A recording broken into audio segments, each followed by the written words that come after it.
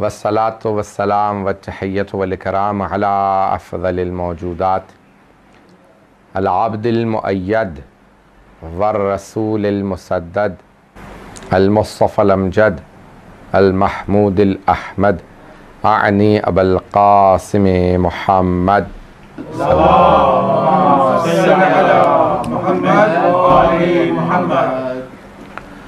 व अला रूहिही व नफ्सिही व सहरिही व वसिय्यिही सय्यदिल अत्क़ियाए वल अस्फ़िया मौलल मवाली इमामिल मुत्तक़ीन अली इब्न अबी तालिब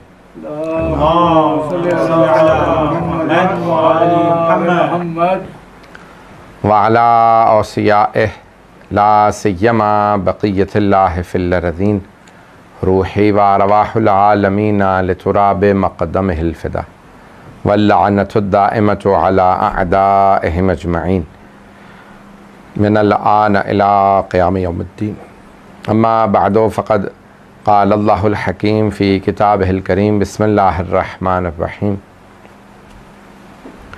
उदऊनी अस्तजिब लकुम सदक़ल्लाहुल अलियुल अज़ीम। सलवात।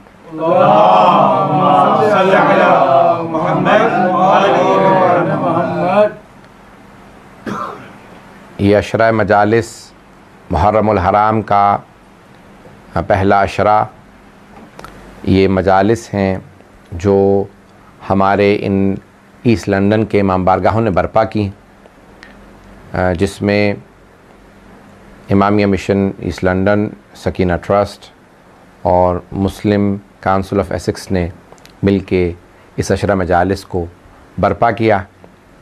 पेंडेमिक के हालात हैं, वबा का दौर है और ज़्यादातर शायद मोमिनीन ऑनलाइन ही सुन पाएंगे इस साल मजालिस, और हम इन मजालिस को बर्पा कर रहे हैं ताकि हम अपनी अक़ीदत व मवद्दत का, महब्बत का इजहार कर सकें जनाब सैयदुश्शुहदा के साथ। और ये अज़ादारी जारी रही है, जारी रहेगी और ना कभी रुकी है ना कभी रुकेगी। जब दरबार यजीद में ना रुक सकी तो आज इस अज़ादारी को कौन रोक सकता है। जिसने इस पे पाबंदी लगाई थी वो ना रोक सका तो यह अज़ादारी रुकने वाली नहीं है। यह अज़ादारी हमेशा बढ़ेगी, और जब सद्दाम जैसे अफराद इस अज़ादारी को ना रोक सके, बगदाद के ऐवानों में ना रुक सकी, यजीद के दरबार में ना रुक सकी, तो आज कैसे रुक सकती है। चाहे वबा हो, चाहे कुछ हो, हालात ख़राब होंगे, लेकिन इन हालात जो ख़राब भी हैं तब भी घर घर में मजलिस बर्पा हो रही है और हर घर में आज मजलिस मौजूद है। बल्कि मैं समझता हूँ कि जनाब ज़ैनब कुबरा की दुआ पूरी हो गई कि घर घर में मेरे भाई की मजलिस होगी, और आज घर घर में भाई में जनाब ज़ैनब कुबरा के भाई की मजलिस मौजूद है। और अज़ादारी की मुखालफत करने वालों को हम बताते चलें कि जो भी अज़ादारी की मुखालफत करते हैं, याद रखें कि अज़ादारी की मुखालफत करने वाला हवाओं में फट के बिखर जाता है। यह अज़ादारी रुकती नहीं है। आज दुनिया गवाह है कि जितने भी लोगों ने अज़ादारी की मुखालफत की वो ख़त्म हो गए, अज़ादारी बाकी है, क्योंकि ये अज़ादारी जनाब सैयदुश्शुहदा से अल्लाह सुब्हानहू व तआला का वादा है कि हुसैन आपका नाम बुलंद रहेगा, जो भी अल्लाह की खातिर क़ुरबानी देता है। तो मैंने जो मौजू लिया अशरे का, आपने आज से अंदाज़ा लगा लिया होगा कि मैं इस अशरे को दुआ के मौजू पे पेश करना चाहता हूँ। और दुआ एक ऐसा मौजू है कि जिसमें बहुत वुसअत है। मैं इंशाअल्लाह ताला जिस कदर हो सकेगा कोशिश करूँगा कि इस महवर ही के गिर्द मेरा मौजू घूमता रहे। और बहुत से इन इमाम बारगाहों के जो ज़िम्मेदारान हैं, मोमिनीन हैं, बहुत से मौज़ूआत उन्होंने भी दरख्वास्त किए हैं। मैं कोशिश करूँगा कि उन मौज़ूआत को भी अपने मौजू के ज़िम्न में जिस कदर हो सकेगा पेश करूँगा।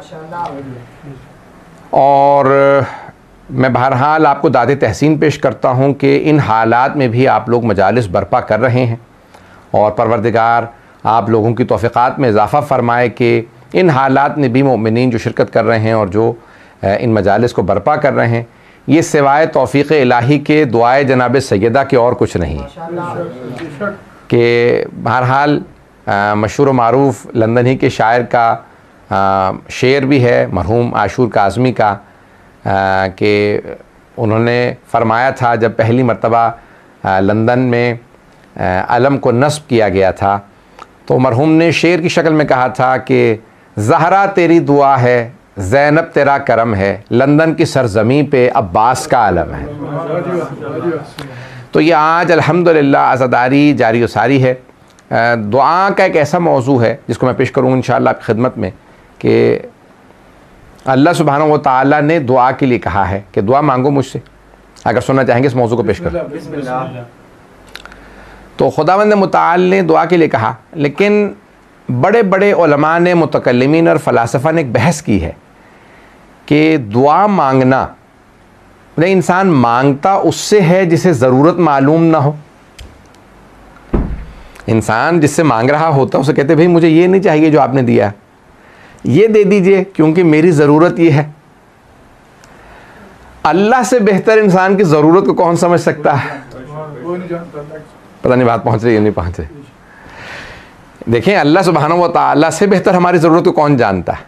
तो मांगता इंसान उससे है जिसे ज़रूरत मालूम ना हो, या इंसान जिसे मशवरा देना चाहता हो कभी मेरे लिए ये बेहतर है, और मशवरा भी गुस्साखी है, ज़रूरत बताना जहालत है।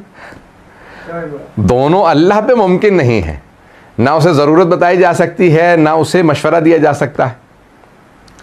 तो अब फिर मांगना समझ में नहीं आता कि इंसान खुदा से क्यों मांग रहा है। तो ये इंसान नहीं मांग रहा बल्कि खालिक खुद कह रहा है उदऊनी अस्तजिब लकुम, मुझसे मांगो मैं तुम्हें अता करूँगा। मैं देखें, किसी को ज़रूरत मालूम ना हो या कोई जानता ना हो हिकमत क्या है, इसके लिए बेहतर क्या है, ये तो अल्लाह पे नामुमकिन है कि उसे ना मालूम हो। इंसान की अपने से ज़्यादा उसकी बेहतरी अल्लाह जानता है। तो अब आइए ज़रा कि उसने ख़ुद कह दिया। फिर एक इसके अंदर पहलू नहा है कि इंसान जब मांग रहा होता है तो कई मर्तबा जो उसके लिए मुज़िर होता है वो चीज़ मांग रहा होता है। जैसे बच्चा कह देता है, आग देख रहा होता है तो वालिदैन से कह देता है मुझे आग दे दीजिए, बच्चा आग मांगने लगता है, वालिदैन कहते हैं नहीं इसको आग नहीं देनी। कोई भी शय इंसान बाज़ औक़ात अपनी नादानी में मांग लेता है खुदा से, लेकिन खुदावंद मुताल जानता है क्या अता करना है क्या अता नहीं करना है। तो अब ये ख़ुद अता करना उसके हाथ में है, लेकिन उसने कह दिया। देखा जाए तो उलमा ने, फ़लासफ़ा ने बड़ी बड़ी बहसें की हैं कि फ़लसफ़ा दुआ है क्या, ये अल्लाह ने क्यों कहा उदऊनी। तो उसने कहा कि देखो, ना तुम अपनी मसलहत जानते हो मैं जानता हूँ, ना तुम अपनी बेहतरी जानते हो मैं जानता हूँ, ना तुम जानते हो कि मैं क्या कुछ अता कर सकता हूँ, क्या तुम्हारे जो है वो पहुँच से बाहर है, क्योंकि उसकी तो हर चीज़ कुदरत के अंदर है। उसके बावजूद भी वो इतना अरहमुर राहिमीन है कि खुद से कह रहा है मांगो तो सही मैं अता करना जानता हूँ। उदऊनी अस्तजिब लकुम। तो अब यहाँ पे मांगने का फ़लसफ़ा बड़ा अजीब व गरीब है। तो अब अल्लाह सुब्हानहू तआला ने खुद कह दिया मांगो और मैं अता करूँगा। तो परवरदिगारा क्या मांगे? अब इमाम रज़ा अलैहिस्सलातु वस्सलाम फरमाते हैं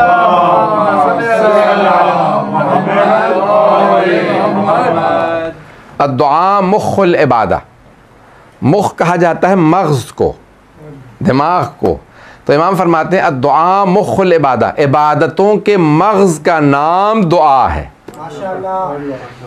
इस बात को पता नहीं पहुँचा पाया हूँ या नहीं। देखिए, आप अखरोट लेते हैं या बादाम लेते हैं या पिस्ते वगैरह, ये सब जितने भी, उनके ऊपर सब पे छिलका होता है, और जब उस छिलके को उतार दें तो वो जो अंदर से आपको ड्राई फ्रूट मिलता है उसे कहा जाता है उस ड्राई फ्रूट का या उस खुश्क मेवे का मग़ज़। पता नहीं बात पहुंची या नहीं। उन ड्राई फ्रूट के अंदर, उन खुश्क मेवों में वो जो छिलका उतारने के बाद खाने वाली शय होती है उसे कहा जाता है मग़ज़। अब इमाम रज़ा अलैहिस्सलाम फरमा रहे हैं कि अद्दुआ मुख्खुल इबादा, दुआओं के मग़ज़ का नाम, पता नहीं अवाल अब ये दुआ मुख्खुल इबादा यानी तमाम इबादतों के मग़ज़ का नाम दुआ है। यानी इबादतें सब के सब अगर उसको छिलका उतारने के बाद देखोगे अंदर दुआ निकलेगी, चाहे वो नमाज हो, रोज़ा हो, हज हो, ज़कात हो, कोई भी शय हो, तमाम इबादत के मग़ज़ का नाम दुआ है। तो अज़ीज़ान गिरामी, अब ये दुआ बड़ा अजीब गरीब मौजू है। अल्लाह ने खुद दावत दे दी मांगो मैं अता करूँगा। कई मरतबा मसलहत नहीं होती। अच्छा, बच्चे के लिए कोई मसलहत नहीं है तो हम उसे मसलहत बना नहीं सकते। मिसाल के तौर पे आग बच्चे के लिए मसलहत नहीं है, मैं बच्चे को जब आग दूं तो मसलहत बना के नहीं दे सकता, वो उसके लिए फिर भी नुकसानदेह रहेगी, मुज़िर रहेगी। लेकिन जब हम अल्लाह से मांगते हैं, अगर वो अता करे तो वो मसलहत बना के अता करता। वो इतना करीम है कि वो अशिया को मसलहत बना के अता करता है। मैं सिर्फ एक इशारा करूंगा कि बाज़ औक़ात कहा जाता है भाई इनके वसीले से मांग लो तो मिल जाएगा, है ये नहीं है कि वसीले से मांग लो। तो अब हमारे बहुत बड़े उस्ताद थे, अखलाक के इंतकाल हो गया क़ौम मुक़द्दस में, उनसे एक वाक़या पेश कर रहा हूँ। तो फरमाते हैं कि एक नौजवान अक्सर जो है वो इमाम रज़ा अलैहिस्सलाम के हरम पे जाता, अल्लाहुम्मा सल्ली अला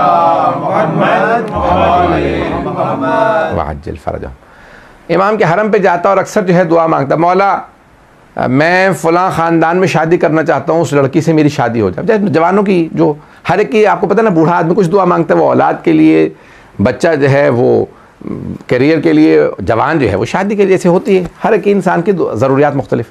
तब जवान हमेशा कहता परवरदिगारा मेरी दुआ हो, ये कबूल हो जाए, मेरी जगह शादी हो जाए। इमाम के हरम में जाने लगा, हर रोज़ मशहद चला जाता, टिकट लेता, बहुत ज़्यादा, मौला मेरी यहाँ शादी हो जाए। बहरहाल एक दिन एक बाहर निकला तो देखा बुजुर्ग आलिम दीन आ रहे हैं। कहा मैंने इमाम रज़ा के हरम में इतनी दुआएं मांगी हैं, मेरी वहाँ शादी ही नहीं हो रही। तो कहीं वो बुजुर्ग आलिम दीन थे, उन्होंने कहा तुमने देखा है मौला की वहाँ कदमों में आगे एक छोटी सी कब्र है, बाहर निकलने के बाद दूसरे सहन में, दूसरे एक हॉल में। कहा हाँ शेख बहाई की, कह लेंगे हाँ शेख बहाई की। कहा वहाँ जाके मांगो तो शायद वहाँ से मिल जाए। शेख बहाई बहुत, हमारे शेख बहाउद्दीन आमिली बहुत बड़े लुबनान के आलिम दीन थे, ईरान आ गए थे और हरम सारा उन्होंने डिज़ाइन किया था। अब मैं थोड़ी सी तफसील दे दूँ उनकी, अगर सुनना चाहें। शेख बहाई एक आम आलिम नहीं है, तमाम उलूम में माहिर थे। कशकोल बहाई मशहूर, उनकी किताब अल कशकोल बहुत मशहूर है, बड़े बड़े उलमा, और उसमें बेइंतहा मतालिब है, बहुत सी किताबें उनकी, और उनकी आमाल की किताब मिफ्ताहुल फलाह के नाम से मशहूर है, बहुत किताबें उनकी, और बहुत काबिल आलिम, इल्म जफ़र वगैरह के माहिर थे। हरम इमाम रज़ा उन्होंने डिज़ाइन किया। बादशाह ने उस ज़माने में कहा कि भाई हरम डिज़ाइन कर दें, आप नक्शा अच्छा बना लेते हैं। आर्किटेक्ट भी थे, फ़क़ीह भी थे, उसूली भी थे, मुफस्सिर भी थे, मुहद्दिस भी थे, अदीब भी थे, तमाम उलूम में माहिर थे। शेख बहाउद्दीन आमिली बहुत बड़ा नाम है, बहुत बड़ा नाम है। अब ये हौज़े वाले समझ सकते हैं। तो उनके लिए मिलता कि भाई वो गए, कहेंगे मैं जा रहा हूँ, ये हरम डिज़ाइन कर रहे थे। कहा भाई ये सदर दरवाज़ा ये है, ये मेन गेट होगा, यहाँ पे ये तावीज़ लिखा जाएगा, ये आयात लिखी जाएंगी, और जब मैं आऊँगा तो मुकम्मल करना। बहुत बीमार हो गए, बहुत कुछ हुआ, बहुत तफसील, बहुत लंबा वाक़या, क्योंकि अशरा मैं मुख्तसर रखना चाहता हूँ मजालिस से, क्योंकि ऑनलाइन सुनना आसान नहीं होता। बहुत अमाल कर रहे थे, अचानक एक दिन ख्वाब में देखा, कहा कि भाई ये जो तुम दरवाजे पे लिख रहे हो मैं इससे राज़ी नहीं हूँ। इमाम रज़ा अलैहिस्सलाम ने कहा मैं राज़ी नहीं हूँ इस बात से। अगले दिन आए, कहा भाई ये सब निकाल दो, सब कुछ, बस ये आयत लिखना। कहा क्या मामला था? पहले आपने कहा लिखो, अब कह रहे ना लिखो। कहा मैंने गौर से सुनिएगा इस बात को, मेरी सबको, मुझे सारे मजमे की तवज्जो चाहिए। मरहूम फरमाते शेख भाई, कहा मैं एक ऐसा तावीज़ में, इल्म जफ़र के बहुत बड़े उलूम में गरीबा के माहिर थे, तावीज़ वगैरह सब कुछ कर लेते थे। तो कहा मैं एक ऐसा तावीज़ लिख रहा था कि जो भी हरम के दरवाजे पे आए, अगर गुनहगार हो तो अंदर ना आ सके, चला जाए, कोई गुनहगार अंदर ही ना आ सके। ऐसा तावीज़ लगा रहा था कि उसका दिल मचलने लगता, चला जाता। मैंने ऐसा तावीज़ लिखा था, लेकिन इमाम ने मुझे ख्वाब में आके बताया कि मैं राजी नहीं हूं, अगर गुनहगार मेरे दर पे नहीं आएंगे तो कहां जाएंगे? पता नहीं बात पहुंच रही है नहीं पहुंच रही। कि अगर गुनहगार मेरे दर पे नहीं आएंगे तो और कहां जाके मांगेंगे? क्या खबरदार कोई ऐसा काम ना करना कि यहां से गुनहगार वैसे बाहर से वापस चला जाए, मेरे हरम में आने दो, जो जैसा है हो, जब मेरे पास आ गया तो मेरा है, जब वो गुनहगार भी हो तो आ जाए। पता नहीं बात पहुंच रही है नहीं पहुंच रही है।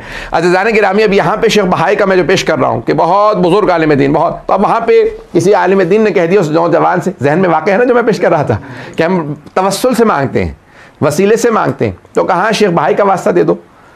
तो कहीं गया, कहा कि भाई मुझे बड़े बड़े उलमा ने आपका बहुत मकाम बताया है कि आप बहुत पहुँचे हुए थे, मेरी फ़लाँ जगह शादी मुझे नहीं हो रही है, मेरा बस रिश्ता हो जाए किसी भी तरह से। वहाँ कभी आप सिफारिश कर दें अल्लाह सुब्हानहू व तआला से, कहीं मेरी वाक़या रिश्ता हो गया, बहुत खुश कि मेरा रिश्ता हो गया। अचानक एक दिन आया, लड़ाई शुरू हुई, ये हुआ वो हुआ, और ख़त्म हो गया रिश्ता। और कुछ ऐसे मसाइल हुए कि वो अखलाक़न में पेश नहीं करना चाहता, कि वो तलाक़ हो गई। आया बहुत गुस्से के अंदर शेख भाई की क़ब्र पे, कहा अगर देना नहीं आता तो उन्हीं से सीख लो जिनके पास बैठे हो। पता नहीं बात पहुंची या नहीं पहुंची। कहा मैं इतने महीनों से इमाम रज़ा अलैहिस्सलाम के आ रहा था ज़रिए मुक़द्दस पे, मेरी दुआ कबूल नहीं हो रही थी, मुझे समझ में नहीं आ रहा था क्यों दुआ कबूल नहीं हो रही। पता नहीं लोग हैं या नहीं।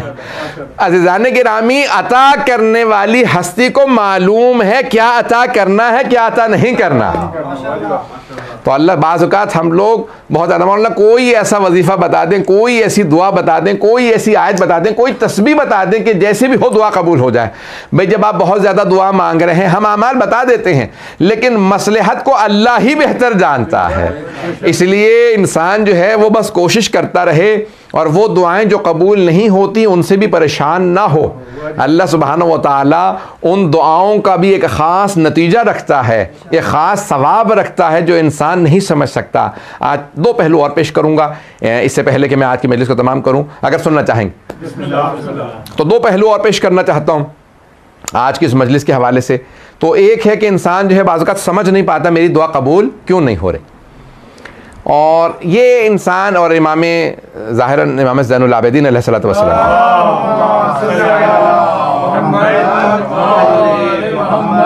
वअज्जिल फ़रजहुम की हदीस से आप फरमाते हैं कि अगर इंसान अपनी वो दुआएं देखे जो कबूल नहीं हो रही, उनका सवाब देख ले रोज़े क़यामत कि मरने के बाद पूछे रहे ये तो सारे मैंने अमाल किए ही नहीं थे, फरिश्तों से कहेगा भाई गलत तो नहीं तुमने दे दिया नामा अमाल, ये मेरा नहीं है, मेरी तो नेकियां इतनी थी नहीं, ये इतना सवाब का, ये उन दुआओं का सवाब है जो कबूल नहीं हुई थी।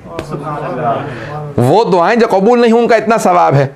तो इमाम फरमाते हैं कि रोज़े क़यामत बहुत से लोग अपनी दुआओं के सवाब को, दुआएं जो कबूल नहीं हुई उनके सवाब को देखने के बाद एक मरतबा कहेंगे परवरदिगारा तू कोई दुआ कबूल ना करता, कोई दुआ कबूल ना करता, वो हमारे लिए बेहतर होता ताकि हमें इतना अजर सवाब मिल जाता। परवरदिगारा तूने वो जो दुआएं कबूल नहीं होती उनमें इतना अजर सवाब रखा है कि इतना अजर सवाब है वो जो दुआएं कबूल नहीं होती। हम परेशान हो जाते हैं दुआ कबूल नहीं हो रही, कई मरतबा उसकी मुख्तलिफ मसलहतें होती हैं। मैं आज जो पेश कर रहा था एक पहलू ये मुकम्मल कर दूँ आज ताकि फिर मुझे आइंदा आसान हो जाएगा।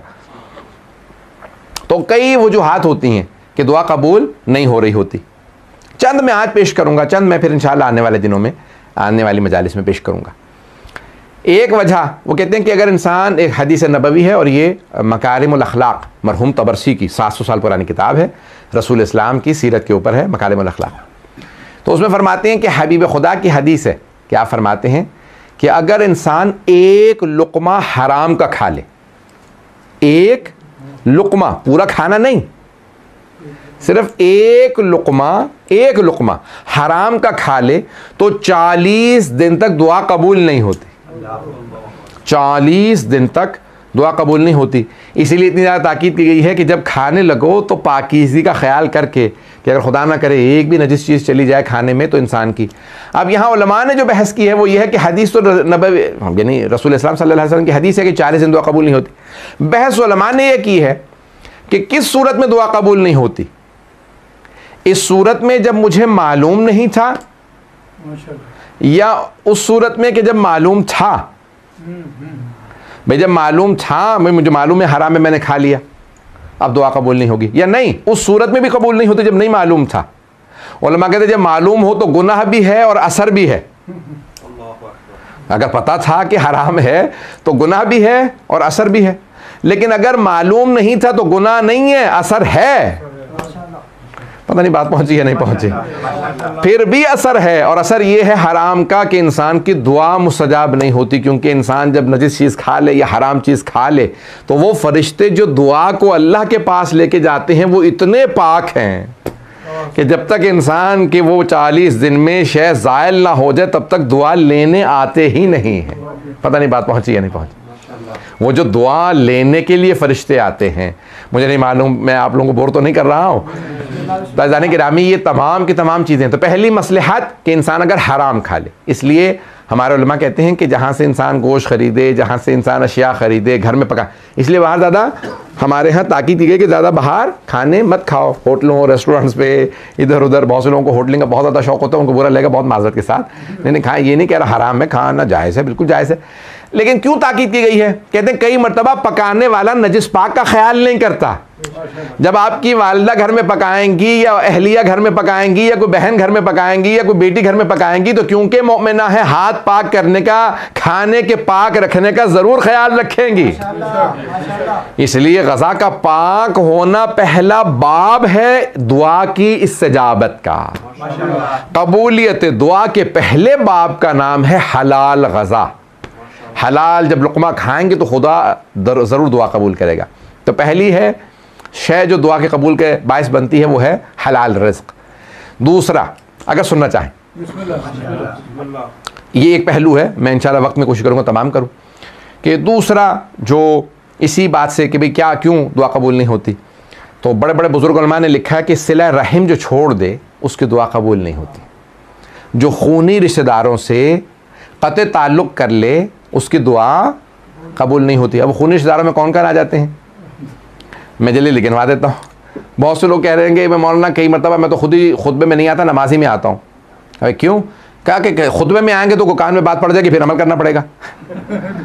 तो इसलिए हम आते ही नहीं, खुतबे में सिर्फ नमाज़ पढ़ लेते हैं कि भाई जुम्मा पढ़ो, इन सबको खुतबा कौन सुने, उसके अंदर फिर बेवजह उन पर अमल भी करना पड़ेगा।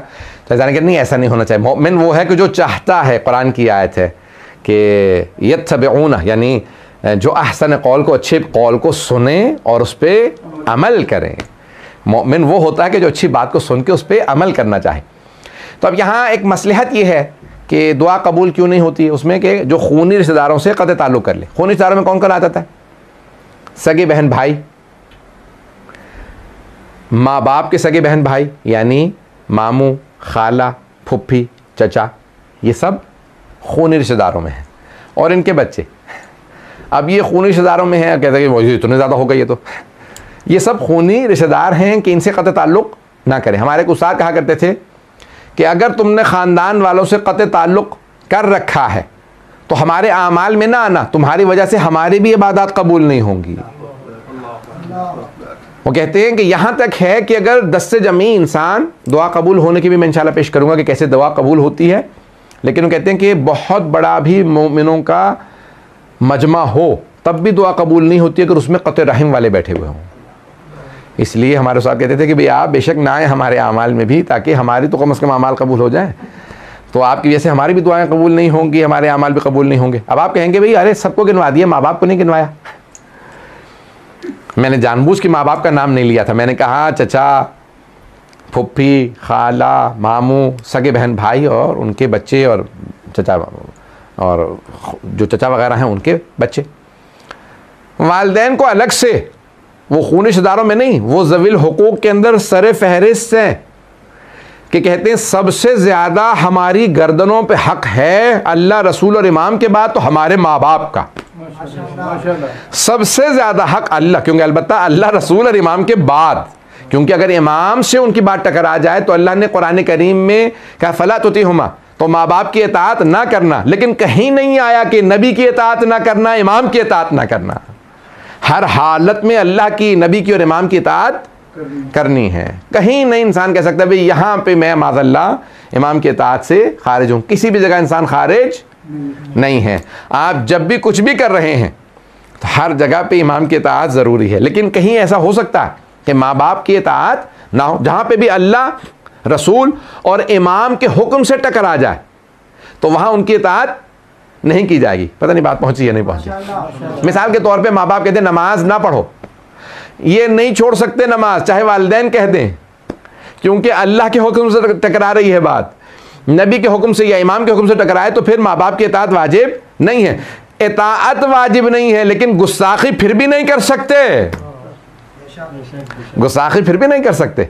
तो अब माँ बाप ज़विल हुकूक के अंदर आ जाते हैं, तो जिनसे इंसान अगर क़त्अ ताल्लुक़ कर ले तो दुआ कबूल नहीं होती। मैं जल्द से एक रिवायत सुना दूं अगर सुनना चाहें। मौजू मेरा यही रहेगा, मैंने ले लिया, तो अब ये मजाले जो हैं आप 10 दिन बर्दाश्त कीजिएगा।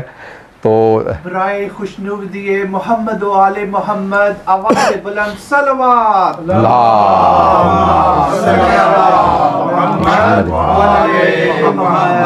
वाजिल फरजहुम। एक रिवायत पेश करना चाहता हूँ, क्योंकि मैंने माँ बाप के मुताल्लिक़ कहा। शेख अब्बास क़ुमी ने इसको मनाज़िलुल आखिरा, उनकी किताब है, वहाँ दर्ज फरमाया। फरमाते हैं कि सहाबा आए कहा या रसूलल्लाह, आपके एक जवान सहाबी, जवान कुछ ने कहा जो अंडर 30 हो उसे जवान कहा जाता है, कुछ ने कहा नहीं अंडर 40 को भी जवान ही कहते हैं। बहरहाल क्योंकि जवान 40 के बाद फिर इंसान पुख्ता हो जाता है, तो बहरहाल मैं उससे बहस नहीं कर रहा, कोई ये बहस ना करे मैं अभी जवान हूँ, आपने कैसे कह दी 40 से पहले, ये क्या, ये 40 के बाद वाला जवान नहीं, जवान सभी हैं इंशाल्लाह, जब तक कि अल्लाह ने तो असहाब कहफ को भी कहा फिचिया इन्नहुम फिचिया, वो जवान थे जबकि बूढ़े थे, सबने लिखा बूढ़े थे। अगर इंसान के अंदर ईमान है तो बूढ़ा भी जवान है। हजरत हबीब इब्न मुज़ाहिर 80-90 बरस के हैं लेकिन फिर भी जवान हैं, और अगर कोई जवान हो और बेईमान हो फिर भी बूढ़ा है, तो इसलिए ईमान शर्त है। तो अब बहरहाल कहा जवान साहबी, लेकिन बज़ाहिर जवान थे, यानी 30 के आसपास। क्या या रसूलल्लाह वो इंतकाल कर रहे हैं या उनकी रूह नहीं निकल रही? रिवायत बड़ी सख्त है कि वो जानकनी की हालत में है, यानी सकरात मौत का, अरबी में कहते हैं सकरात मौत, लेकिन रूह नहीं निकल रही। तो हबीब खुदा तशरीफ़ लाए, खुद उसकी बालीन पे घर आए, कभी चलो मेरे साथ चलो चलते हैं। घर गए, इजाज़त ली, घर में अंदर आ सकते हैं? हाँ या रसूलल्लाह आप तशरीफ़ लाइए। देखा तो उस जवान के साथ एक बूढ़ी खातून खड़ी, पैगंबर बैठे और उस जवान से कहने लगे कहो ला इलाहा इल्लल्लाह। जवान ने कोशिश की, ला इलाहा इल्लल्लाह कहा नहीं गया। कौन? हबीब खुदा खुद उसके बिस्तर मर्ग पे आए और वहां पे आने के बाद कहते कहो ला इलाहा इल्लल्लाह। दोबारा पैगंबर ने दोहराया, कहो ला इलाहा इल्लल्लाह, कहा नहीं जा रहा। तीसरी बार आपने फरमाया कहो ला इलाहा इल्लल्लाह। तो कोशिश कर रहा था लेकिन पूरा बदन उसका जैसे बहुत कमज़ोर, नहीं, उससे बोला नहीं जा रहा। तो पैगंबर ने फ़ौरन सवाल किया, कहा क्या इसकी माँ जिंदा है? ये सबको सबक दे रहे हैं। कहा क्या इसकी माँ जिंदा है? उस खातून ने, बूढ़ी खातून ने कहा हाँ मैं इसकी माँ हूँ। कहा क्या आप नाराज़ हैं इससे? कहा हाँ मैं नाराज़ हूँ। कहा 5 साल हो गए मेरी इसकी बोलचाल बंद है, ना ये मुझे सलाम करता है ना मैं इससे मिलने आती हूँ, अभी मुझे पता चला मर रहा है तो मैं आ गई। 5 साल से माँ बेटे की बोलचाल बंद थी। तो जनाबे रिसालत महब सल्लल्लाहु अलैहि वसल्लम ने फरमाया,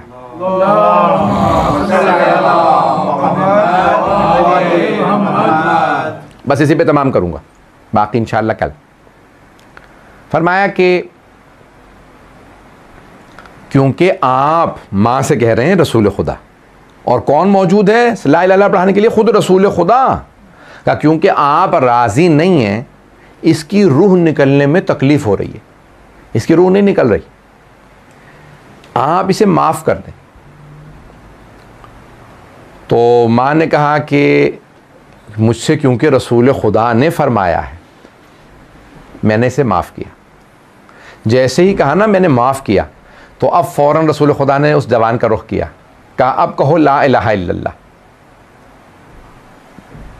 तो उस जवान ने अदा किया ला इलाहा इल्लल्लाह। उसने फ़ौरन कहा ला इलाहा इल्लल्लाह। जैसे कहा ना तो पैगंबर इस्लाम ने कहा क्या देख रहे हो? कहा या रसूलल्लाह दूर देख रहा हूं कि एक स्याह मखलूक है जो मुझे देख रही। तो आपने फरमाया कि दुआ पढ़ो, मैं तुम्हें दुआ पढ़ाता हूं। अल्लाह अकबर, देखिए ना रहमत लिल आलमीन है। कहा तुम दुआ पढ़ो, मैं तुम्हें दुआ पढ़ाता हूं। कहा या रसूलल्लाह क्या दुआ पढ़ूं? कहा कहो या मैं यकबलुल यसीर व याफू अनिल कसीर। अल्लाह अकबर, ए बरखुरदार बेटा कहो या मैं याफू अनिल कसीर या मैं यकबलुल यसीर। ओ अल्लाह तू तो छोटे छोटे अमाल कबूल कर लेता और बड़े बड़े गुनाहों को माफ़ कर देता है। इग़फ़िरली ज़ंबल, परवरदिगारा मेरे बड़े बड़े गुनाहों को माफ़ कर दे। उस जवान ने दुआ पढ़ी। अब पैगंबर इस्लाम सल्लल्लाहु अलैहि वसल्लम ने फिर दोबारा पूछा, कहा क्या देख रहे हो? कहा या रसूलल्लाह अब देख रहा हूँ वो जो स्याह मखलूक है वो दूर चली गई, एक नूरानी मखलूक करीब आ गई। पैगंबर ने कहा उस दुआ को दोबारा दोहराओ। उसने दोबारा वही या मैं यकबलुल यसीर, उस पूरी दुआ को दोबारा पढ़ा। जैसे ही दुआ पढ़ी पैगंबर ने कहा अब बताओ क्या देख रहे हो? कहा या रसूलल्लाह वो स्याह मखलूक चली गई, नूरानी मखलूक है। कहा वो स्याह मखलूक शैतान था, और ये जो सफ़ेद मखलूक तुम्हारे पास आया है ये फरिश्ता है। वो जो मैंने तुम्हें अमाल बताए वो शैतान दूर था, क्योंकि मैं करीब आ गया था, लेकिन वो फिर भी जान नहीं रहा था, उसने तुम्हें जकड़ रखा था। लेकिन माँ राजी हुई, पैगंबर ने दुआ पढ़ाई। पता नहीं बात पहुंच रही है नहीं पहुंच रही। इतना असर होता है माँ बाप को राजी करने का, अगर माँ बाप राजी हो। अब हबीब खुदा की हदीस है, फरमाते हैं 3 लोगों की आखिरी हालत में जान बड़ी मुसीबतों से निकलती है। पहला वो जिसे माँ बाप माफ ना करें, जिसके माँ बाप राजी हो उसकी रूह आराम से निकल जाती है, जिसके माँ बाप माफ ना करें उसकी रूह नहीं निकलती। नंबर 2 वो हाकिम, वो बादशाह या वो हाकिम जो रियाया पे जुल्म करे। अल्लाह कहता है, फरिश्ते आते हैं ना, कहते हैं कि तू रियाया पे जुल्म करता रहा, आज हमारी बारी है, उन सारे के सारे अल्लाह के मजलूम बंदों का हम बदला लेंगे। तो रूह का तीसरा वो जो यतीमों का हक खा ले, जो यतीमों का हक गस्ब कर लेता है, उसकी भी रूह आसानी से नहीं निकलती। तो अब ये सख्त तरीन मराहिल थे जो मैंने पेश करती हूँ। तो अज़ीज़ान गिरामी, इंसान की रूह के आसानी से निकलने के लिए पहला कदम ये है कि अपने माँ बाप को राज़ी करो। दुआ की कबूलियत के लिए पहला कदम ये है कि इंसान माँ बाप को राज़ी करे। अगर माँ बाप राज़ी हों तो दुआएं कबूल ही कबूल हैं। यहाँ तक कि एक हदीस है, मैंने इसको इंशाल्लाह कल मुकम्मल करूँगा। बस अब मैं इतना ज़्यादा वक्त नहीं लेना चाह रहा था, क्योंकि बहरहाल अय्याम अज़ा हैं, मसाइब के दिन हैं, तो मैं नहीं चाहता कि मसाइब के अंदर मैं कोई कमी वाक़या हो मेरी तरफ से। तो इंशाल्लाह मौजू को मैं मुकम्मल करूँगा, ये बल्कि जारी रखूँगा अशरा पूरा इस मौजू पे कि ये दुआ हमारे लिए कितनी ज़रूरी है, कितनी अहम है। तो अज़ीज़ान गिरामी, जिस कदर हो सके अपने दिलों को दुआओं से, अहले बैत की दुआओं से मुनव्वर करें, अहले बैत के नाम से मुनव्वर करें। और यहाँ तक रिवायत के अल्फाज हैं, आप पढ़ते हैं ना दुआए कुमैल पढ़ते हैं, उसमें आप जुमला पढ़ते हैं कि परवरदिगारा मेरी वो दुआएं जो हिजाब में हैं उनको हिजाब से निकाल दे। तो चौथे इमाम से पूछा, मौला ये दुआ हिजाब में क्यों रहती है? हिजाब में तो खातून होती है। कहा नहीं, दुआ भी तब तक हिजाब में रहती है जब तक आले मोहम्मद पे सलावात ना पढ़ी जाए। जब सलावात पढ़ दी जाती है तो दुआ हिजाब से निकल आती है, आसमान पे चली जाती है। अल्लाहुम्मा सल्ली अला मुहम्मद व मुहम्मद वअज्जिल फरजहु। मैं इंशाअल्लाह ताला जारी रखूँगा कल। तो अज़ीज़ान गिरामी, हम इन अय्याम में हैं कि आज जनाबे सैयदुश्शुहदा का ये जो सफ़र 28 रजब को शुरू हुआ था, पूरी दुनिया में रस्म है कि चांद रात, मुहर्रम की चांद रात पे सफ़र इमाम हुसैन के मसाइब पढ़े जाते हैं। दुनिया में रस्म है। आप जानते हैं ना, सफ़र आसान नहीं। आज साइंस कितनी तरक्की कर गई है, कितनी टेक्नोलॉजी है, हवाई जहाज़ हैं, ट्रेनें हैं, गाड़ियां हैं, फिर भी इंसान जब सफ़र में जाने लगता है तो उसे स्ट्रेस होती है कि अरे मेरा सफ़र है। और उस ज़माने में जब ऊँटों पे सफ़र था, और अगर कोई ऐसे सफ़र में जा रहा हो कि जानता हो मुझे वापस नहीं आना, मुझे इस सफ़र से वापस नहीं आना, तो सोचिए क्या बीत रही होगी। मैं पूरा जो वाक़या है वो नहीं पढ़ूँगा, आपके जहनों में है कि 22 रजब को यजीद ने अपने बाप के मरने पे, 22 रजब को बाप मरा उसका, उसने ख़त लिखा है इमाम हुसैन को बैअत का। बस ख़त आया मौला हुसैन अलैहिस्सलाम के पास, और आपने ख़त मौला को डायरेक्ट नहीं आया, उसने अपने गवर्नर को भेजा। वलीद और मरवान आपके जहनों में होंगे। तो उन दोनों मलऊनों ने मौला को बुलाया दरबार में, गवर्नर हाउस में बुलाया मदीने में। जब बुलाया तो मौला हुसैन के पास उस वक्त जनाब ज़ैनब कुबरा मौजूद थी घर में। बीबी जनाब ज़ैनब हर रोज़ मौला हुसैन से मिलने आया करती थी, हर रोज़। तो जैसे ही वो दर पे आया कि आपको हाकिम ने बुलाया है, वाली मदीना ने बुलाया है, तो मौला जनाब ज़ैनब के साथ तशरीफ़ फरमा थे। तो कहा कि भाई ठीक है चलता हूँ, मुझे हाकिम ने बुलाया। तो जनाब ज़ैनब तड़पने लगी, कहा नहीं भैया इनसे मत मिलिए, ये हमसे कभी मुखलिस नहीं रहे, ये आपको कहीं बुला के धोखा ना दें, ये आपको कहीं जहर ना दे दें। मौला हसन, हमारे भाई हसन को भी जहर दे दिया था, कई मरतबा जहर दिया, आखिरी मरतबा में शहादत हुई, लेकिन जहर कई मरतबा दिया था। तो मौला हुसैन ने कहा नहीं बहन, घबराने की ज़रूरत नहीं है, मेरी शहादत की जगह करबला है, मदीने में नहीं। आप मुतमईन रहिए, यहाँ मेरी शहादत नहीं।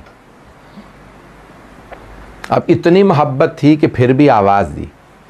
जनाब ज़ैनब कुबरा ने कहा अब्बास, अली अकबर, हौन मोहम्मद, कासिम, अब्दुल्ला, सबको, भतीजों को अपने और अपने बेटों को, सबको आवाज़ दी। कहा कि मेरा भाई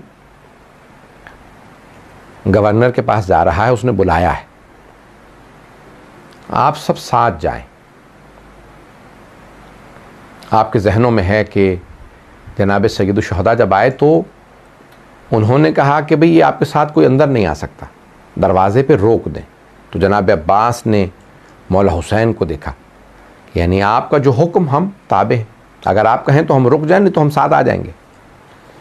मौला हुसैन अलैहिस्सलाम ने कहा नहीं अब्बास, आप दरवाज़े पे रुक जाएं, लेकिन अगर मेरी आवाज़ बुलंद हो तो आप अंदर आ जाइएगा। अब जनाब अब्बास अलैहिस्सलाम दरवाज़े पे खड़े हैं, उन्होंने फ़ौरन दरवाज़ा अंदर से बंद कर दिया और वलीद जो है उसने वो ज़ाहिरन वज़ू कर रहा था और मरवान ने कहा कि बड़ी बुरी ख़बर आई है शाम से, खलीफा का इंतकाल हो गया और नए खलीफा यजीद इब्न मुआविया हैं और उसने आपसे बैअत मांगी है। यानी उसने अपने अंदाज से कहा। मौला हुसैन अलैहिस्सलाम ने कहा कि भाई अगर ये अच्छी चीज़ है बैअत मांगना, तो तुम मुझसे तन्हाई में बैअत क्यों मांग रहे हो? कल मदीने में मस्जिद नबवी में सारे मजमे के सामने मुझसे बैअत मांगना, मैं वहाँ जवाब दूंगा।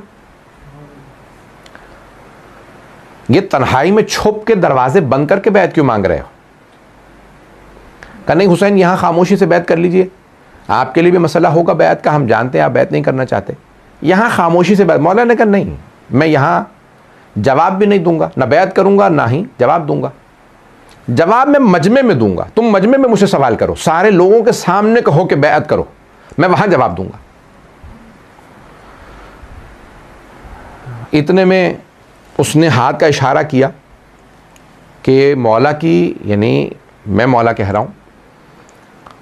मरवान और वलीद में आपस में इशारा के नाय में बात हुई और इसी तरह से आज तक वज़ू में बाकी है उनके। उन्होंने कहा, ऐसे इशारा किया कि गर्दन उतार दो, हुसैन अभी तन्हा हैं, अकेले हैं, हमारे सारे फ़ौजी यहाँ मौजूद हैं, हुसैन की यहीं गर्दन उतार दो।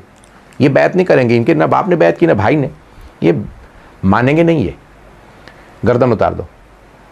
बस ये जुमला कहना था कि अली का खून थे जनाब सैयदुल शुहदा। बुलंद आवाज़ से कहा, यब्न ज़रक़ा अंता तक़्तुलनी अम हुवा। उसको माँ के नाम से बुलाया, कहा कि वो नीली आंखों वाली के बेटे, क्या तू मेरा कत्ल करेगा या ये मेरा कत्ल करेगा? बस ऊंची आवाज़ से बात की कि तुम मुझे धमका रहे हो, ये मेरे नाना का शहर है। बस जैसे ऊंची आवाज़ से बात करना थी, जनाब अब्बास को आवाज़ महसूस हुई कि जनाब सैयदुल शुहदा ऊंची आवाज़ से बात कर रहे हैं, तो आपने दरवाज़ा खोलना चाहा, देखा दरवाज़ा अंदर से बंद है। गवर्नर हाउस के आप जानते हैं दरवाजे बड़े बड़े, उस ज़माने में बड़े बड़े दरवाजे थे, दरवाज़ा बंद था। जनाब अब्बास ने तलवार को खींचा और अपने कांधे से पूरी ज़ोर से ताकत से आपने दरवाजे को धकेला। दूसरी दफ़ा जो आपने दरवाजे को अपना कांधा मारा, दरवाज़ा गिर गया। जनाब अब्बास ने बाकायदा लात मारी, दरवाज़ा गिराते हुए फ़ौरन तेज़ी से अंदर आए, तलवारें खींची और जनाब सैयदुल शुहदा से कहा, मौला हुक्म क्या है आपका, इनमें से किसी गर्दन उतारनी है। तो जनाब सैयदुल शुहदा ने कांधे पे हाथ रखा, कहा कि भैया अब्बास मेरे भाई, ये नाना का शहर मदीना है, हम यहाँ खून नहीं बहाना चाहते, तलवारें वापस रख लीजिए। रिवायत के अल्फाज हैं, 18 जवानाने बनी हाशिम मौला के साथ थे। दरबार में बस आवाज़ बुलंद हुई जनाब सैयदुल शुहदा की, सब ने तलवारें खींच ली। कहा कि मौला हम आपके हुक्म से इन सब के सर कलम कर देंगे। तो जनाब सैयदुल शुहदा ने कहा, नहीं अब्बास, तलवारें नियाम में रख लो, नाना का शहर मदीना है। लेकिन मैं एक जुमला कहूँगा, मौला आज रजब के महीने में 60 हिजरी में आपने मदीने में सिर्फ आवाज़ बुलंद की थी, 18 जवानान ने बनी हाशिम ने तलवारें खींच ली और कहा कि मौला आप बताइए किसके सर को कलम करना है। लेकिन असर आशूर है, 61 हिजरी है, मैदान करबला है, हुसैन तन्हा खड़े हैं और चीख चीख के कह रहे हैं या अब्बास या अली अकबर या कासिम या हबीब, बार बार बुलंद आवाज से कहते हैं ए मेरे जवानों, मैंने तुम सबको घोड़ों पे सवार कराया था, आज मुझे कोई घोड़े पे सवार कराने वाला नहीं है। जनाब सैयदुल शुहदा बड़ी मजलूमियत के आलम में एक मर्तबा जनाब सैयदुल शुहदा उस मजलूमियत के आलम में घर आए, वापस आए, बस में मैंने तमाम कर दिया, 2 से 4 मिनट की 5 मिनट की जहमत दूंगा ज़्यादा से ज़्यादा, कि जनाब सैयदुल शुहदा आए और कहा अब्बास मैं फहरिस्त तैयार कर रहा हूं कि हमारे साथ कौन कौन सफ़र में करबला जाएगा। फहरिस्त तैयार करना शुरू की मौला हुसैन ने, नाम लिखे, कहा अब्बास इन सबको बता दो कि इनमें से कौन कौन हमारे साथ जाएगा। मौला अब्बास अलैहिस्सलाम ने सबको बताना शुरू किया, कहा आपका नाम फहरिस्त में है, आपका नाम है, आपका नाम है, आपका नाम। बीबियों को भी बताना शुरू किया, कहा बीबी आपका नाम है। फिर एक मर्तबा कहा का बीबी इन सबको बता दीजिए किन किन बीबियों के नाम थे, एक बच्ची का नाम नहीं था। मरहूम शेख फजल अली कज़वीनी ने अपने इमाम हुसैन व असहाबों के अंदर लिखा है कि इमाम हुसैन की एक बेटी का नाम शुहदा की फहरिस्त में नहीं था। एक मर्तबा जनाबे सैयदुल शुहदा से बच्ची ने कहा बाबा अब मैं हाशब बीमार नहीं हूं, मैं रास्ते में आपको तंग नहीं करूंगी, मुझे भी ले चलिए। इंसान की अगर कई बच्चे हो और एक बच्चा बीमार हो ना, तो जो बच्चा बीमार होता है उससे ज्यादा मोहब्बत हो जाती है, और अगर वो बेटी हो और मां की शबी हो तो इंसान को और ज्यादा मोहब्बत हो जाती है। कहा नहीं बेटी आप मेरे साथ नहीं आ सकती, आप यहां पे रुक जाइए। मौला हुसैन ने सबको नाम बता दिए। एक मर्तबा अम्मारियाँ तैयार हैं, सबको ले जाना है, कल मैं इंशाल्लाह मसाइब मुकम्मल करूँगा। तो सैयदुल शुहदा ने सबको बुलाया, कहा सब के सब मेरे साथ चलेंगे। तो एक मर्तबा बीबी ने एक जुमला कहा, जनाब फातिमा सुगरा ने, बाज़ लोगों ने एतराज़ किया है कि नहीं थी, लेकिन जब से मैंने मरहूम फजल अली कज़वीनी की पूरी तहक़ीक़ पढ़ी है मैं वहाँ से पेश कर रहा हूँ। तो एक जुमला अजीब व गरीब मरहूम ने लिखा है, वो कहते हैं कि एक मर्तबा जनाब फातिमा सुगरा ने कहा बाबा जान आप मुझे ले जा नहीं रहे, कोई बात नहीं, मैं आपसे शिकवा नहीं करूंगी, लेकिन 2 बातों की तमन्ना है, जब आप अपने अली अकबर की शादी कीजिएगा तो मुझे बुला लीजिएगा, और अगर हो सके तो अली असगर को मेरे पास छोड़ जाइए, मेरा दिल बहल जाया करेगा, मैं अपने भाई को खिलाया करूंगी, मैं अपने भाई के साथ बहुत ज्यादा मोहब्बत करती हूं। अब सब उलमा ने ये जुमला आपने मिंबर से हजारों मरतबा सुना होगा, लेकिन आखिरी मरतबा मुझसे भी सुन लीजिए इस मुहर्रम के लिए। परवरदिगार आपको लंबी जिंदगी दे, आप मजालिस करते रहे। कि एक मरतबा जनाब रबाब आगे बढ़ी का अली असगर आ जाओ, जनाब अली असगर नहीं आए। जनाब ज़ैनब कुबरा सलामुल्लाह अलैहा ने कहा अली असगर आ जाओ, सब हस्तियों ने कहा, लेकिन जनाब अली असगर नहीं आ रहे। अब अचानक जनाब सैयदुल शुहदा आगे बढ़े, जनाब अली असगर के कान में कुछ कहा, फौरन जनाब अली असगर आ गए। अब मुझे नहीं मालूम क्या कहा, लेकिन मेरा दिल कहता है मौला ने कहा होगा अली असगर अगर आप मदीने में रह गए तो हुरमला का तीर कौन खाएगा। अला लअनतुल्लाहि अलल कौमिज़ ज़ालिमीन वसयअलमुल्लज़ीना ज़लमू अय्य मुनक़लिबिन यनक़लिबून। परवरदिगारा कोरोना वायरस का ख़ात्मा फरमा, साहिबुज़ ज़मान के ज़हूर में ताजील फरमा, बे औलादों को औलाद इनायत फरमा, औलाद वालों की औलाद को नेको सालेह बना, परेशान हालों की परेशानियाँ दूर फरमा। इस इमाम बारगाह में और दीगर इमाम बारगाहों में परवरदिगारा अपनी बरकत रहमत नेमत नाजिल फरमाता रह। परवरदिगारा हमारी सज़ादारी को दोबारा उसी तरह से जो इसकी गहमा गहमी थी, जो इसके रौनक थी, परवरदिगारा ये हमारी अज़ादारियों की रौनकों को पलटा दे। हमारे गुनाह ने कबीरा सगीरा माफ़ फरमा, हम सब की आक़िबत बखैर फरमा। रब्बना तक़ब्बल मिन्ना इन्नका अंतस समीउल अलीम।